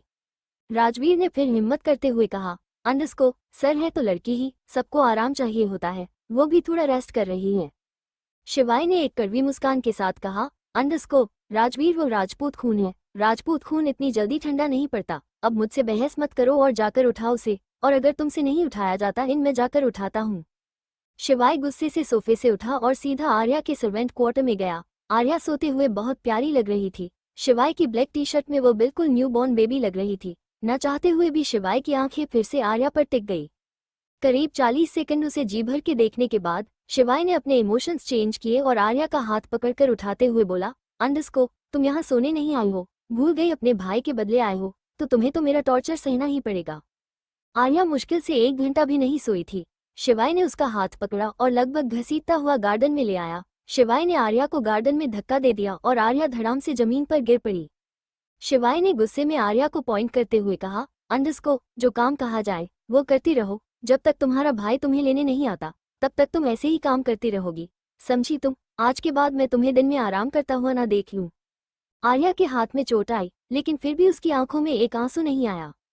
करीब 40 सेकंड उसे जी भर के देखने के बाद शिवाय ने अपने इमोशंस चेंज किए और आर्या का हाथ पकड़कर उठाते हुए बोला, अंडरस्को, तुम यहाँ सोने नहीं आई हो, भूल गई अपने भाई के बदले आए हो, तो तुम्हें तो मेरा टॉर्चर सहना ही पड़ेगा। आर्या मुश्किल से 1 घंटा भी नहीं सोई थी। शिवाय ने उसका हाथ पकड़ा और लगभग घसीटता हुआ गार्डन में ले आया। शिवाय ने आर्या को गार्डन में धक्का दे दिया और आर्या धड़ाम से जमीन पर गिर पड़ी। शिवाय ने गुस्से में आर्या को पॉइंट करते हुए कहा, अंडरस्को, जो काम कहा जाए वो करती रहो, जब तक तुम्हारा भाई तुम्हें लेने नहीं आता तब तक तुम ऐसे ही काम करती रहोगी, समझी तुम? आज के बाद मैं तुम्हें दिन में आराम करता हुआ ना देख लूं। आर्या के हाथ में चोट आई, लेकिन फिर भी उसकी आंखों में एक आंसू नहीं आया। अब आगे, शिवाय ने आर्या को पॉइंट करते हुए कहा, अंडरस्को, 2 घंटे हैं तुम्हारे पास, सबका खाना बन जाना चाहिए, और अगर तुमने ऐसा नहीं किया तो मुझे खुद नहीं पता कि मैं शौर्य के साथ क्या कर दूंगा। तुम्हारे बाप ने तुम्हें भेजा है ना, तो फिर सहो टॉर्चर, जब तक सहो जब तक तुम्हारा भाई गिड़गिड़ाता हुआ यहाँ ना आ जाए। आर्या उठकर अपने कपड़े झड़ना लगी और उसने हाँ में गर्दन हिलाई और फिर से शाम के खाने की तैयारी करने लगी। शिवाय को इस वक्त बहुत गुस्सा आ रहा था। गुस्सा क्यों आ रहा था शिवाय को खुद नहीं पता था। क्या इसीलिए आर्या ने आते ही राजवीर के दिल में जगह बना ली। पहली बार राजवीर ने शिवाय के सामने मुंह खोला था, वरना आज तक राजवीर ने शिवाय का कोई भी ऑर्डर मानने से इनकार नहीं किया था। इनकार तो यह ऑर्डर भी नहीं किया था, लेकिन उसने आर्या को सपोर्ट कर दिया था, जिसकी वजह से शिवाय को गुस्सा आ रहा था। राजपूत हवेली। दृष्टि हवेली के गार्डन में बैठी हुई थी, लेकिन दृष्टि का मन बहुत बेचैन था। उसे आर्या की टेंशन हो रही थी। दृष्टि ने एक नौकर को आवाज लगाई और वो आकर दृष्टि के सामने खड़ा हो गया। दृष्टि ने कहा, अंडस्को, आरू अभी तक नहीं आई। तभी रणविजय सिंह राणा की गाड़ी राजपूत हवेली के अंदर आई। दृष्टि ने गाड़ी की आवाज सुनी तो नौकर से पूछा, कौन आया है, क्या आरू आ गई? नौकर ने कहा, मैडम, राणा साहब अकेले आए हैं। अब दृष्टि की बेचैनी बढ़ने लगी। दृष्टि ने कहा, अंडस्को, मैं देख नहीं सकती, इसलिए तुम सब मुझसे झूठ बोल रहे हो। मुझे बताओ मेरी आरू कहाँ है? शौर्य भी यहाँ नहीं है, प्लीज मुझे बताओ मेरी आरू कहाँ है? नौकर ने कहा, अंडस्को, मेम साहब अभी राणा साहब घर पर हैं, मैं बाद में बता दूंगा। इतना कहकर वो चुपचाप अंदर चला गया। नौकर की बात सुनकर दृष्टि की बेचैनी बढ़ गई। दृष्टि को जो घबराहट हो रही थी, कहीं ना कहीं वो सच था। दृष्टि ने कल से आरू को नहीं देखा था। दृष्टि का मन बेचैन हो रहा था। दूसरी तरफ आरू रघुवंशी मेंशन में काम कर रही थी। शिवाय की नजर बस आर्या पर ही थी। शिवाय न चाहते हुए भी आर्या को ही देख रहा था। शिवाय ने मन ही मन खुद से कहा, अंडस्को, इस छुई मुई पर मेरे कपड़े कितने अच्छे लगते हैं। पता नहीं शिवाय के मन में क्या था। उसने स्माइल करके आवाज लगाई, ड्रैगन। ड्रैगन थोड़ी देर में वही छोटा सा व्हाइट पप्पी शिवाय के पास आ गया। शिवाय ने व्हाइट पप्पी को देखा और इशारा किया और ड्रैगन फिर से आरू के पीछे पड़ गया। आरू ड्रैगन से बचने के लिए पूरे गार्डन में भाग रही थी। शिवाय उन दोनों को देखकर तेज तेज हंस रहा था। शिवाय ने जानबूझकर ड्रैगन को आर्या के पीछे लगाया था, ताकि उसका थोड़ा सा एंटरटेनमेंट हो जाए। फाइनली आरू भागते भागते थक रही थी, लेकिन फिर भी वो ड्रैगन से भाग रही थी। ड्रैगन ने जल्दी से आर्या की टी शर्ट पकड़ ली और वो उसकी टी शर्ट खींचने लगा। आर्या बुरी तरह हाफ रही थी, उसे ड्रैगन से डर भी लग रहा था।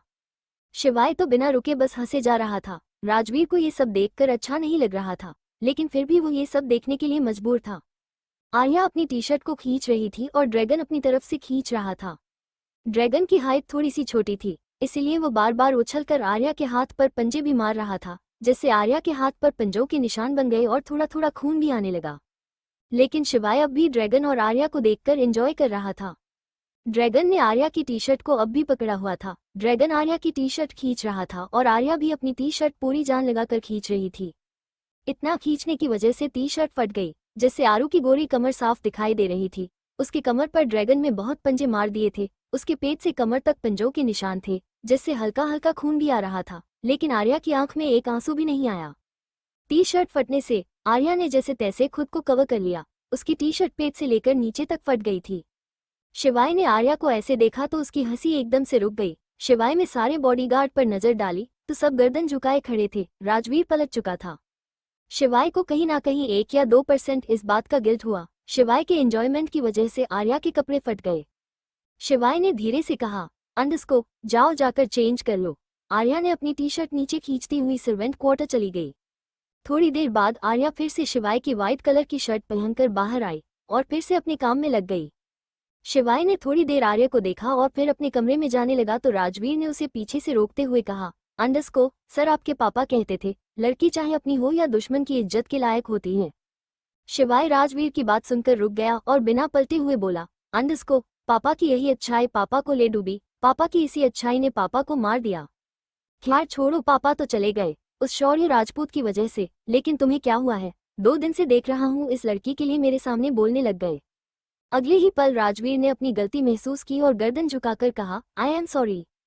शिवाय ने मुड़कर कहा, अंडस्को, उम्मीद करता हूँ राजवीर नेक्स्ट टाइम ऐसी गलती नहीं होगी। राजपूत हवेली। रात होने वाली थी। दृष्टि को अब अपनी घबराहट पर कंट्रोल छूटता जा रहा था। वो नौकर दोबारा दृष्टि के पास नहीं आया और दृष्टि देख नहीं सकती थी, इसलिए इस नौकर के पास जा नहीं पाई। फाइनली रात के 7 बजे दृष्टि हॉल में अकेली बैठी थी। तभी वो नौकर आकर बोला, अंडस्को, मैम। दृष्टि उस नौकर की आवाज सुनकर सोफे से उठ गई और उसका हाथ पकड़कर बोली, अंडस्को, हाँ बताओ मेरी आरू कहाँ है? उस नौकर ने कहा, अंडरस्को मैडम परसों जब आप मंदिर गई हुई थी मिस्टर रघुवंशी हवेली आए थे। उस नौकर ने जो उस दिन हुआ वो सब कुछ दृष्टि को बता दिया। दृष्टि की आंखों से पानी बहने लगा। दृष्टि ने कहा, अंडरस्को तो फूफा जी ने आर्य को रघुवंशी मेंशन भेज दिया। नौकर ने कहा, अंडरस्को मैडम इतना तो मैं नहीं जानता, लेकिन इतना पता है कि आर्या रघुवंशी मेंशन है। दृष्टि ने एक सेकंड भी नहीं गंवाया और हवेली से बाहर आ गई। दृष्टि ने ड्राइवर से कहा, अंडरस्को ड्राइवर मुझे रघुवंशी मेंशन लेकर चलो। ड्राइवर ने भी बिना किसी सवाल जवाब के दृष्टि को गाड़ी में बैठाया और रघुवंशी मेंशन ले गया। करीब 1 घंटा ड्राइव करने के बाद ड्राइवर ने गाड़ी रघुवंशी मेंशन के बाहर रोक दी। दृष्टि ने कहा, अंडरस्को मुझे रघुवंशी मेंशन के मेन गेट तक छोड़ दो। ड्राइवर ने दृष्टि को रघुवंशी मेंशन के गेट पर छोड़ दिया। दृष्टि ने कहा, अंडरस्को तुम इंतजार करो, मैं आर्या को लेकर आती हूँ। इतना कहकर दृष्टि रघुवंशी मेंशन के अंदर चली गई। दृष्टि खुद को संभालते हुए मेंशन के हॉल तक पहुंची। बाहर ड्राइवर ने किसी को फोन करके कहा, अंडरस्को सर आपका काम हो गया है, मैंने उन्हें दिव्यांश रघुवंशी मेंशन में छोड़ दिया है। रघुवंशी मेंशन बहुत बड़ा था, सबका अलग अलग पोर्शन था, सबका मेन गेट अलग अलग था, लेकिन वो सारा मेंशन आपस में जुड़ा हुआ था। ड्राइवर ने दृष्टि को शिवाय रघुवंशी के मेंशन में नहीं बल्कि दिव्यांश रघुवंशी मेंशन में छोड़ दिया था। दृष्टि ने कहा, अंडरस्को मुझे रघुवंशी मेंशन के मेन गेट तक छोड़ दो। ड्राइवर ने दृष्टि को रघुवंशी मेंशन के गेट पर छोड़ दिया। दृष्टि ने कहा, अंडरस्को तुम इंतजार करो, मैं आर्या को लेकर आती हूँ। इतना कहकर दृष्टि रघुवंशी मेंशन के अंदर चली गई। दृष्टि खुद को संभालते हुए मेंशन के हॉल तक पहुंची। बाहर ड्राइवर ने किसी को फोन करके कहा, अंडरस्को सर आपका काम हो गया है, मैंने उन्हें दिव्यांश रघुवंशी मेंशन में छोड़ दिया है। रघुवंशी मेंशन बहुत बड़ा था, सबका अलग अलग पोर्शन था, सबका मेन गेट अलग अलग था, लेकिन वो सारा मेंशन आपस में जुड़ा हुआ था। ड्राइवर ने दृष्टि को शिवाय रघुवंशी के मेंशन में नहीं बल्कि दिव्यांश रघुवंशी मेंशन में छोड़ दिया था। अब आगे दृष्टि जब मेंशन के अंदर पहुंची तो वहां एक 45 साल की मेड थी। उसने दृष्टि को देखा तो देखती ही रही। दृष्टि बहुत सुंदर थी। दृष्टि की आंखें बहुत ज्यादा खूबसूरत थी, लेकिन उन आंखों से वो देख नहीं सकती थी। दृष्टि के सिल्की बाल जो उसकी कमर तक आते। दृष्टि के गाल एकदम न्यूबॉर्न बेबी जैसे थे। दृष्टि के कपड़े पहनने का सेंस बहुत डिसेंट था। दृष्टि हमेशा सूट ही पहनती थी। दृष्टि देख नहीं सकती थी, इसीलिए वो कंफर्ट कपड़े पहनती थी। अपना पूरा बदन ढककर रखती थी क्योंकि उसे नहीं पता कि कौन उसे किस नज़र से देख रहा है। मेड ने दृष्टि को देखा तो समझ गई कि दृष्टि देख नहीं सकती। मेड को दृष्टि पर थोड़ा प्यार भी आ रहा था। मेड उसके पास आई और बोली, अंडरस्को आप कौन हैं? आपको किससे मिलना है? दृष्टि ने मेड का हाथ पकड़कर कहा, अंडरस्को मुझे मिस्टर रघुवंशी से मिलना है, प्लीज उनसे कहिए शौर्य की बहन दृष्टि आई है। मेड ने कहा, अंडरस्को आप यहाँ बैठ जाइए, मैं अभी सर को इन्फॉर्म करती हूँ। मेड ने दृष्टि को हॉल में पड़े सोफे पर बैठा दिया, लेकिन दृष्टि बहुत बेचैन थी। वो जैसे तैसे बस अपनी आरू से मिलना चाहती थी। मेड एक कमरे में गई। उस कमरे में दिव्यांश खड़ा था, जो खिड़की की तरफ मुंह करके फिलहाल सिगरेट पी रहा था। ऑफिस से आए हुए काफी वक्त हो गया था, लेकिन उसने डिनर नहीं किया था। दिव्यांश के मेंशन में बस यही एक मेड ही थी जो काम करती थी। बाकी कोई नौकर काम नहीं करता था। सब नौकर आते थे, काम करते थे और चले जाते थे, लेकिन रुकने का हक सिर्फ इसी मेड के पास था। मेड ने कहा, अंडरस्को सर नीचे कोई दृष्टि राजपूत आए हैं, आपसे मिलना चाहती हैं। दृष्टि राजपूत सुनकर दिव्यांश पलट गया। दिव्यांश रघुवंशी दिखने में बहुत स्मार्ट, गुड लुकिंग, डैशिंग था। शिवाय से थोड़ा सा कम था, लेकिन बहुत ज्यादा अट्रैक्टिव बॉडी थी। दिव्यांश की भूरी आंखें उसकी पर्सनैलिटी को और बढ़ा देती थी।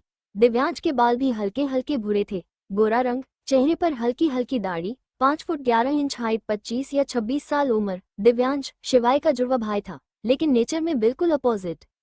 शिवाय जहां हंसता रहता था, दिव्यांश वही एंगर पर्सनैलिटी था। शिवाय गलत काम भी मुस्कुराकर करता था, लेकिन दिव्यांश हमेशा गुस्से में ही रहता था। दिव्यांश ने मेड की तरफ देखकर गुस्से में कहा, अंडरस्को बबीता आंटी क्यों मिलना है उसको मुझसे? बबीता ने कहा, अंडरस्को सर वो तो पता नहीं, लेकिन चेहरे पर बहुत उदासी है। दिव्यांश का मूड फिलहाल अपने कमरे से निकलने का नहीं था। दिव्यांश ने थोड़ा गुस्से में कहा, अंडरस्को ठीक है तो उसे यहीं ले आओ। दिव्यांश गुस्सा तो करता था, बिना वजह गुस्सा नहीं करता था। वैसे वो नॉर्मल रहता था, लेकिन किसी ने भी दिव्यांश को हंसते मुस्कुराते नहीं देखा था।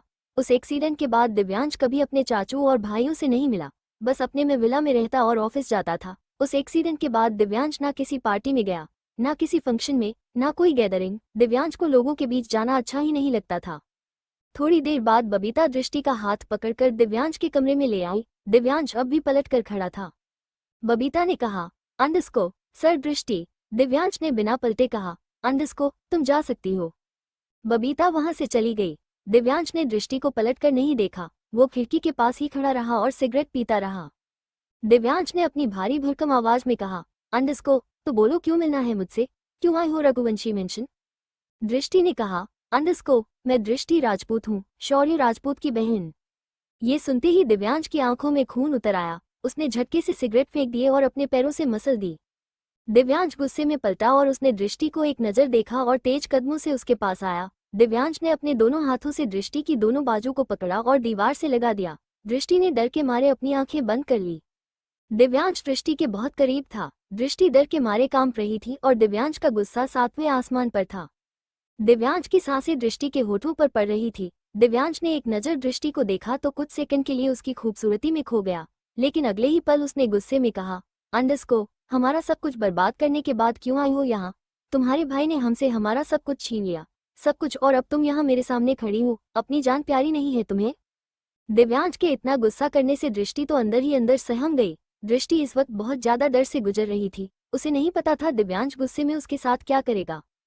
फिर भी दृष्टि ने हिम्मत करके अपनी लड़खड़ाती जुबान में कहा, अंडरस्को वो एक्सीडेंट मैंने किया था। शौर्य और आरू का इस एक्सीडेंट से कोई लेना देना नहीं है। आपको जितनी भी पनिशमेंट देनी है मुझे दीजिए, मेरे भाई बहन को नहीं। उन्हें प्लीज छोड़ दीजिए, प्लीज मेरी आरू को छोड़ दीजिए। वो बहुत छोटी है, उसे तो एक्सीडेंट के बारे में कुछ पता भी नहीं है। प्लीज आप मेरी बहन को छोड़ दीजिए। आप जो पनिशमेंट देंगे मैं एक्सेप्ट कर लूंगी, लेकिन प्लीज मेरी बहन को छोड़ दीजिए, मैं आपके हाथ जोड़ती हूँ। दृष्टि यह सारी बातें आंखें बंद करके ही बोल रही थी। बेशक दृष्टि देख नहीं सकती थी, लेकिन दिव्यांश के गुस्से के आगे उसकी आंख खोलने की हिम्मत ही नहीं थी। दिव्यांश ने गुस्से में कहा, अंडरस्को तो तुम अपने भाई को बचाना चाहती हो? तुम्हें क्या लगता है रघुवंशी मेंशन में पागल लोग रहते हैं जिन्हें इतना नहीं पता कि उस दिन गाड़ी कौन चला रहा था? दृष्टि ने फिर कहा, अंडरस्को मैं सच कह रही हूँ, शौर्य भैया ने एक्सीडेंट नहीं किया, मैंने किया है। गाड़ी में चला रही थी, मुझ पर केस हो जाएगा और मेरा करियर खराब हो जाएगा। इसी वजह से शौर्य भैया ने नाम अपने ऊपर ले लिया। दिव्यांश को और ज्यादा गुस्सा आ रहा था, क्योंकि दृष्टि झूठ बोल रही थी। दिव्यांश जानता था कि दृष्टि झूठ बोल रही है। दिव्यांश ने अब तक दृष्टि को छोड़ा नहीं था। दिव्यांश ने दृष्टि को बहुत ही मजबूती से पकड़ा हुआ था, जिसकी वजह से दृष्टि को दर्द भी हो रहा था। दृष्टि की आंखों से आंसू भी आ रहे थे, लेकिन दृष्टि ने अपनी आंखें नहीं खोली। दृष्टि बस दिव्यांश की आवाज को सुन रही थी और उसकी सांसों की खुशबू को महसूस कर रही थी। दिव्यांश ने गुस्से से फिर कहा, अंडरस्को बहुत शौक है ना तुम्हें अपने भाई को बचाने का? बचा सकती हो अपने भाई को? झेल सकती हो मेरा टॉर्चर? झेल पाओगी मेरी पनिशमेंट? तुम्हारे भाई की वजह से मैंने सब कुछ खो दिया, सब कुछ। तुम जानती भी हो हमारे परिवार के कितने लोग मरे हैं। एक्सीडेंट में बिखर गया हमारा परिवार, एक हंसता खेलता परिवार बर्बाद कर दिया तुम्हारे भाई ने, और अब तुम मेरे सामने खड़ी हो अपने भाई की वकालत करने के लिए। दृष्टि तो रो रही थी। दृष्टि को समझ नहीं आ रहा था वो क्या करे। दृष्टि ने हिम्मत करते हुए फिर कहा, अंडरस्को मैं सच कह रही हूँ, एक्सीडेंट मैंने किया है। आप चाहे तो मुझे कोई भी पनिशमेंट दे दीजिए, लेकिन मेरे भाई और मेरी बहन को छोड़ दीजिए। दृष्टि की यह बात सुनकर दिव्यांश हंसने लगा। दिव्यांश की हंसी में एक कड़वाहट थी, दिव्यांश की हंसी में एक बेचैनी थी, दिव्यांश की हंसी में तूफान था जो दृष्टि की लाइफ में आने वाला था। दिव्यांश ने अपनी हंसी रोककर गुस्से में कहा, अंडरस्को तो तुम झूठ बोलने से पीछे नहीं हटोगी? ठीक है, मैं तुम्हें 5 दिन देता हूँ। 5 दिन की पनिशमेंट अगर तुमने झेल ली तो मैं वादा करता हूँ तुम्हारे भाई को और तुम्हारी बहन को कुछ नहीं होगा। दृष्टि के दिल में एक सुकून सा पैदा हुआ। उसे लगा कि अगर वो किसी तरह दिव्यांश की पनिशमेंट झेल लेगी तो उसके भाई बहन को कुछ नहीं होगा। दृष्टि ने नम आंखों से हाँ में गर्दन हिला दी। दिव्यांश ने दृष्टि के बालों को सूंघते हुए कहा, अंडरस्को ठीक है तो 5 दिन खुद को मुझे सौंप दो। ये सुनते ही सृष्टि ने हल्की सी आंखें खोली। दृष्टि इतनी हैरान थी कि एक सेकंड के लिए तो उसके शरीर से प्राण चले गए थे। वो गिरने ही वाली थी, लेकिन दिव्यांश ने उसे पकड़ा हुआ था, इसलिए वो गिरी नहीं। अगर दिव्यांश ने उसे नहीं पकड़ा होता तो गिर जाती।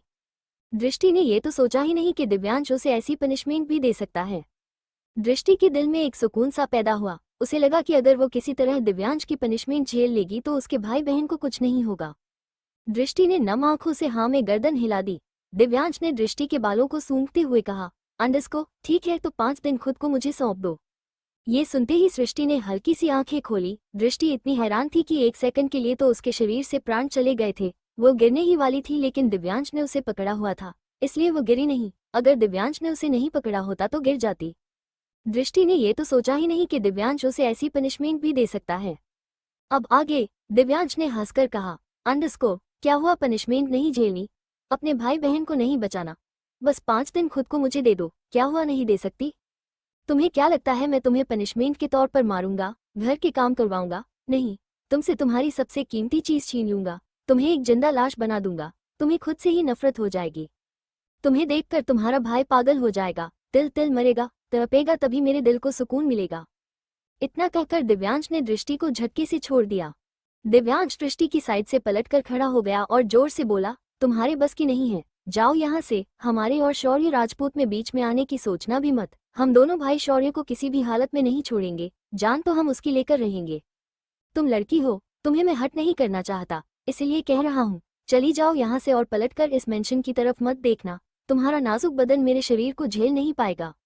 दृष्टि जहाँ खड़ी थी वही झटके से बैठ गई। दृष्टि को इस वक्त इतना सदमा लगा था, दृष्टि ही जानती थी। दृष्टि ने मन ही मन खुद से कहा, सोच क्या रही है दृष्टि, तू तो वैसे भी अंधी है, कोई तुझे अपने घर की इज्जत क्यों बनाएगा? तुझे क्या लगता है दृष्टि, कोई राजकुमार आएगा तेरा हाथ थाम लेगा, अपनी आंखों से तुझे दुनिया दिखाएगा? कोई नहीं थामेगा तेरा हाथ, अगर किसी ने तरस खाकर तेरा हाथ थाम भी लिया तब भी तू उसके ऊपर बोझ ही होगी। तेरी इज्जत तेरे भाई बहन के काम आ जाएगी, आरू और शौर्य भैया बच जाएंगे। दृष्टि, बस 5 दिन की बात है, अगर तू खुद को मजबूत कर लेगी तो इस बवंडर से अपने भाई बहन को निकाल लेगी। दृष्टि ने खुद को संभाला और घबराते हुए बोली, मिस्टर रघुवंशी, मैं तैयार हूँ। ये सुनकर दिव्यांश गुस्से में पलट गया। उसने दृष्टि को देखा तो दृष्टि सिर झुकाए बैठी थी। दिव्यांश कुछ बोलता उससे पहले ही दृष्टि ने कहा, क्या आप सच में मेरे भाई बहन को छोड़ देंगे? आप अपने वादे से मुकर तो नहीं जाएंगे? अगर आप मेरे भाई बहन को छोड़ देंगे तो मैं तैयार हूँ, आपको मेरे साथ जो करना है कर लीजिए, पर मेरे भाई बहन को छोड़ दीजिए। दृष्टि को ऐसी बात बोलने के लिए बहुत हिम्मत की जरूरत थी और दृष्टि ने अपने अंदर वो हिम्मत इकट्ठी कर ली थी। दृष्टि को देखकर लग रहा था जैसे वह भी मर जाएगी, लेकिन उसने खुद को संभाल रखा था। उसकी आंखों से आंसू रुक ही नहीं रहे थे, बिना आवाज के दृष्टि रो रही थी। दिव्यांश से गुस्से में और हैरानी से देख रहा था। दिव्यांश मन में सोच रहा था, कोई भी लड़की मर जाएगी लेकिन ऐसा काम नहीं करेगी। दिव्यांश को अब गुस्सा आने लगा क्योंकि वो दृष्टि के साथ कुछ गलत नहीं करना चाहता था, लेकिन दृष्टि तो पीछे हटने का नाम ही नहीं ले रही थी। दिव्यांश ने मन ही मन खुद से कहा, अंडरस्को, ये लड़की इतनी जिद्दी क्यों है? अपनी जिद के आगे इसे अपनी इज्जत तक की परवाह नहीं है। दिव्यांश ने एक बार फिर दृष्टि को डराने की सोची। दिव्यांश गुस्से में पंजों के बल दृष्टि के पास बैठ गया और उसका चेहरा अपने एक हाथ से पकड़कर बोला, अंडरस्को, क्या कर सकती हो तुम? क्या तुम मुझे अपना दीवाना बना सकती हो? दिव्यांश के ऐसा करने से दृष्टि ने फिर से अपनी आंखें कसकर बंद कर ली। दृष्टि ने अपने दोनों हाथों से दिव्यांश का एक हाथ को छुड़ाकर कहा, हाँ कर सकती हूँ, जो आप कहेंगे सब करूंगी, जैसा कहेंगे वैसा करूंगी, बस आप अपनी बात से मुकर मत जाना। 5 दिन बाद आप मेरे भाई बहन को छोड़ देंगे, शौर्य भैया को कुछ नहीं करेंगे। दिव्यांश को लग रहा था कि दृष्टि से कुछ नहीं होगा। दृष्टि को देखकर ही लग रहा था कि वो कितनी सिंपल है, दृष्टि से ये सब होगा ही नहीं, फिर वो चुपचाप चली जाएगी। दृष्टि के लिए ये काम बहुत मुश्किल था। दृष्टि की जिंदगी में तो कोई मेल फ्रेंड भी नहीं था। दृष्टि ने तो सपने में भी नहीं सोचा था कि उसे कभी यह सब करना पड़ेगा। उसने तो कभी सोचा भी नहीं था उसकी लाइफ में ऐसा दिन भी आएगा। उसे तो ठीक से पता भी नहीं था कि सेड्यूस करते कैसे हैं। शिवाय रघुवंशी मेंशन। आर्या ने रात का खाना बना दिया था। आर्या ने कल रात की तरह सबको खाना परोसा, फिर खाना लेकर शिवाय के कमरे में गई। शिवाय के हाथ जो लैपटॉप में चल रहे थे वो आर्या को देखकर रुक गए। आर्या ने खाना टेबल पर रख दिया और चुपचाप खड़ी हो गई। शिवाय ने कहा, अंडरस्को, प्लेट टेबल पर नहीं यहाँ लेकर आओ। आर्या ने टेबल से प्लेट उठाई और शिवाय के सामने जाकर खड़ी हो गई। शिवाय ने कहा, अंडरस्को, अब जब तक मैं खाना ना खा लूं, इस प्लेट को ऐसे ही पकड़कर खड़ी रहना। आर्या ने किसी मासूम बच्चे की तरह हाँ में गर्दन हिला दी और प्लेट लेकर खड़ी रही। शिवाय ने लैपटॉप पर काम करते हुए करीब 1 घंटे में धीरे धीरे खाना खाया। तब तक आर्या एक ही पोजीशन में बिना किसी शिकायत के खड़ी रही। खाना खाने के बाद शिवाय ने कहा, अंडरस्को, अब तुम जा सकती हो। आर्या ने प्लेट उठाई और वापस जाने लगी। वो शिवाय के कमरे से निकल पाती उससे पहले ही शिवाय ने उसे आवाज देकर रोक लिया। आर्या रुक गई। आर्या ने पलटकर शिवाय को देखा। शिवाय ने कहा, अंडरस्को, उस ड्रॉ में एक दवाई पड़ी है, उसे निकाल कर लाओ। आर्या ने ड्रॉ में से ट्यूब निकालकर शिवाय को दे दी। शिवाय अपनी चेयर से खड़ा हुआ, फिर उसने आर्या से प्लेट लेकर टेबल पर रख दी। आर्या तो बिना किसी इमोशंस के चुपचाप खड़ी थी। शिवाय ने आर्या की टी शर्ट थोड़ी सी ऊपर की ओर वो दवाई आर्या के पेट और कमर पर लगा दी। आर्या तो बिल्कुल ऐसे खड़ी थी जैसे उसे पता ही नहीं था कि क्या हो रहा है। दवाई लगाने के बाद शिवाय ने कहा, अंडरस्को, अब तुम जा सकती हो। आर्या ने फिर से हाँ में गर्दन हिलाई, प्लेट उठाई और चली गई। करीब रात के 1 बजे शिवाय का काम खत्म हुआ। शिवाय ने अंगड़ाई ली और बालकनी में गया। शिवाय बालकनी में जाकर खड़ा ही हुआ था कि उसकी नजर आर्या पर गई, जो आज भी पेड़ के नीचे खड़ी होकर झपकी ले रही थी। शिवाय ने मन ही मन खुद से कहा, अंडस्को, आज तो मैंने इसे यहाँ खड़े होने के लिए नहीं कहा था। ये छुई मुई अपना दिमाग कुछ ज्यादा ही चलाती है। शिवाय कुछ मिनटों तक आर्या को निहारता रहा। शिवाय को ये तो महसूस हो गया था कि उसकी आंखें उसका साथ नहीं देती, न चाहते हुए भी वो आर्या पर जाकर ही टिक जाती हैं। शिवाय ने मन ही मन खुद से कहा, इस छुई मुई की मासूमियत ने राजवीर और मेरी आंखें दोनों को बगावत करने पर मजबूर कर दिया है। दोनों ही मेरी बात मानने में नखरे करते हैं। कुछ तो है इस छुई मुई में जो ये शिवाय रघुवंशी का ध्यान अपनी ओर खींच लेती है। पता नहीं क्यों शिवाय के दिल और दिमाग फिर से लड़ने लगे। दिल ने कहा, अंडस्को, देख क्या रहा है, कल भी नहीं सोई और आज भी देखो कैसी खड़ी खड़ी झपकी ले रही है। जाकर कह दे कि सो जाएगी। दिमाग ने कहा, दिमाग से काम ले शिवाय रघुवंशी, वो शौर्य की बहन है, उसकी बहन जिसने तेरा सब कुछ छीन लिया। दिल ने कहा, ऐसा मत कर यार, टॉर्चर करने की भी एक हद होती है। देख तो सही कितनी मासूम सी है, बिना किसी शिकायत के, बिना किसी मेलोड्रामा के, बिना किसी रोने धोने के चुपचाप तेरा ऑर्डर फॉलो करती है। उसके बस की भी नहीं है फिर भी करती है। चला जा उसे सोने के लिए तो कह दे। शिवाय ने फिर से अपने दिल और दिमाग को डांटते हुए कहा, चुप करो, तुम दोनों फिर से शुरू हो गए। तुम दोनों ने तो मेरा दिमाग खराब करके रख दिया। मुझे सोचने दो कि क्या करना चाहिए। ना चाहते हुए भी शिवाय मेंशन के बाहर चला गया और आर्या के सामने खड़ा हो गया। आर्या तो खड़ी खड़ी ही झपकी ले रही थी। उसे देखकर लग रहा था कि किसी भी पल गिर जाएगी और ऐसा ही हुआ। जैसे ही आर्या गिरने को हुई, शिवाय ने उसे अपनी बाहों में थाम लिया। दिल ने कहा, अंडस्को, ऐसा मत कर यार, टॉर्चर करने की भी एक हद होती है। देख तो सही कितनी मासूम सी है, बिना किसी शिकायत के, बिना किसी मेलोड्रामा के, बिना किसी रोने धोने के चुपचाप तेरा ऑर्डर फॉलो करती है। उसके बस की भी नहीं है फिर भी करती है। चला जा उसे सोने के लिए तो कह दे। शिवाय ने फिर से अपने दिल और दिमाग को डांटते हुए कहा, चुप करो, अंडस्को, तुम दोनों फिर से शुरू हो गए। तुम दोनों ने तो मेरा दिमाग खराब करके रख दिया। मुझे सोचने दो कि क्या करना चाहिए। ना चाहते हुए भी शिवाय मेंशन के बाहर चला गया और आर्या के सामने खड़ा हो गया। आर्या तो खड़ी खड़ी ही झपकी ले रही थी। उसे देखकर लग रहा था कि किसी भी पल गिर जाएगी और ऐसा ही हुआ। जैसे ही आर्या गिरने को हुई, शिवाय ने उसे अपनी बाहों में थाम लिया। अब आगे शिवाय की बॉडी में फिर से सिरहन सी दौड़ गई। आर्या के टच में कुछ तो था जिससे शिवाय खुद को कंट्रोल नहीं कर पाता था, लेकिन शिवाय ने जैसे तैसे खुद को कंट्रोल किया और आर्या को गोद में उठा लिया। आर्या बहुत बुरी तरह थकी हुई थी, उसे तो होश भी नहीं था वह कहाँ है। आर्या बड़े सुकून से शिवाय की बाहों में सो रही थी। शिवाय आर्या को देख रहा था, सिवाय कुछ सेकंड के लिए आर्या की खूबसूरती में खो गया था। शिवाय आर्या को देखता हुआ मेंशन के अंदर अपने कमरे में आ गया। उसे खुद नहीं पता था कि वो आर्या को मेंशन क्यों ले आया।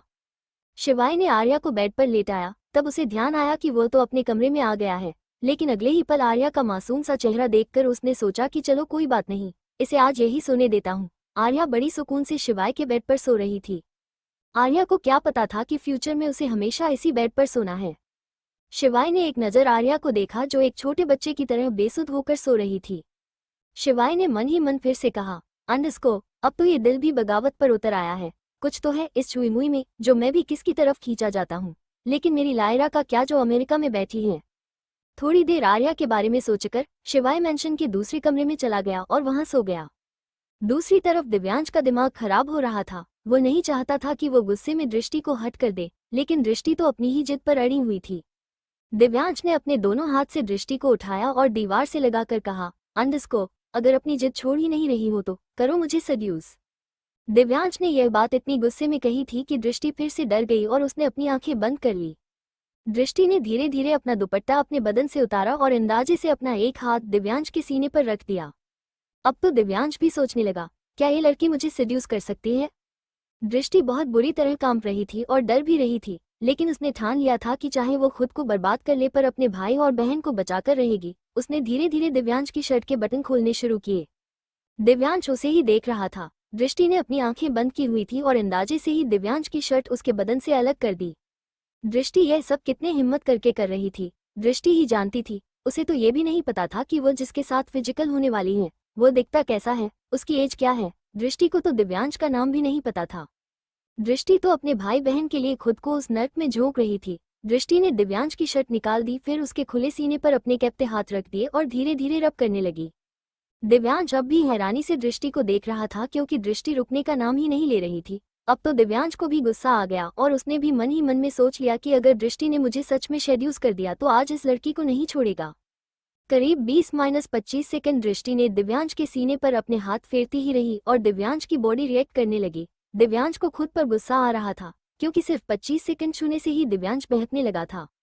दिव्यांश ने गुस्से में दृष्टि के बालों को पीछे से पकड़कर उसका चेहरा उठा दिया। दिव्यांश ने फिर अपने होंठ दृष्टि के होठों पर रख दिए। दिव्यांश बहुत बुरी तरह से दृष्टि के होठों को चूम रहा था। दृष्टि चिल्लाना चाहती थी लेकिन चिल्ला नहीं पाई। दृष्टि दिव्यांश को खुद से दूर करना चाहती थी लेकिन कर नहीं सकती थी। करीब 10 मिनट बाद दिव्यांश ने दृष्टि के होठों को छोड़ा। दृष्टि लंबी लंबी सांसें ले रही थी। दिव्यांश भी लंबी लंबी सांसें ले रहा था। दिव्यांश अपने होंठ दृष्टि के कानों के पास ले जाकर कोल्ड वॉइस में बोला, अंडरस्को, सोच लो दृष्टि, आखिरी मौका दे रहा हूँ, अपने कदम वापस ले लो वरना बहुत पछताओगी। दृष्टि ने सुबकते हुए कहा, अंडरस्को, आप बस मेरे भाई बहन को छोड़ दीजिए, मुझे और कुछ नहीं चाहिए। दिव्यांश को गुस्सा आ गया और उसने दृष्टि को अपने कंधे पर उठा लिया और बेड पर पटक दिया। दृष्टि की तो जैसे सांसें ही रुक रही थी लेकिन फिर भी उसने हिम्मत बांधी हुई थी। दिव्यांश दृष्टि के ऊपर आ गया और उसकी गर्दन पर अपने दांत गड़ा दिए। दृष्टि की चीख निकल गई। तभी दिव्यांश ने दृष्टि का चेहरा देखा। दिव्यांश को महसूस हुआ कि इस वक्त वो कितनी बेबस है, कितनी दर्द में है, लेकिन दिव्यांश के गुस्से के आगे उसका दर्द और उसका बेबसपन काम नहीं आया। दृष्टि बुरी तरह कांप रही थी लेकिन उसने दिव्यांश को रोकने की कोशिश नहीं की। दिव्यांश ने दृष्टि के सारे दिव्यांश दृष्टि को किस कर रहा था। दिव्यांश किस करता हुआ बाइट भी कर रहा था जिससे दृष्टि की चीख निकल जाती थी लेकिन दृष्टि ने आंखें नहीं खोली। दिव्यांश ने फिर से दृष्टि का चेहरा देखा जिसमें दर्द था। दिव्यांश को कुछ याद आया। फ्लैशबैक।